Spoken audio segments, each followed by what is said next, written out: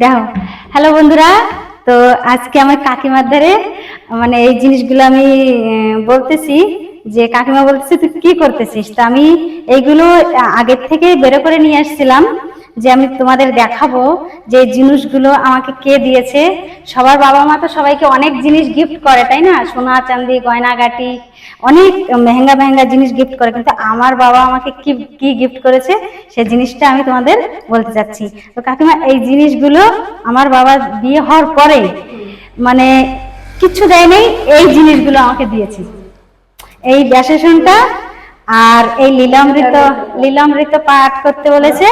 আর এই যে হচ্ছে ঠাকুরের হ্যাঁ না হরিচাঁদ ঠাকুরের কিছু গান লিখে দিয়েছে। বাবা বলছে যে ঠাকুরের গান গাওয়া নাকি ভালো, তো এই গানগুলো লিখে দিয়েছে যে এই গানগুলো গাইবি, ঠাকুরের গান গাইলে ভালো হয়।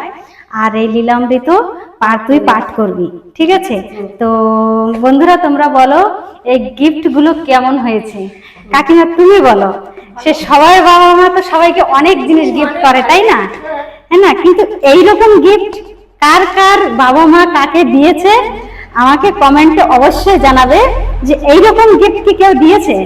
আমার তো মনে হয় আর সব থেকে অমূল্য আর সব থেকে কিমতি গিফট গুলো আমার বাবা আমাকে দিয়েছে।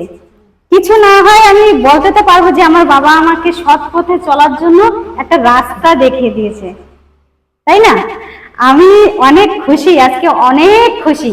তাই এই খাতাটা আজকে দিয়ে গেছে, তো আমি ভাবলাম যে একটা ভিডিও করে সবাইকে জানাই যে মতলব আমার বাবা যে কত সুন্দর জিনিস আমাকে দিয়েছে।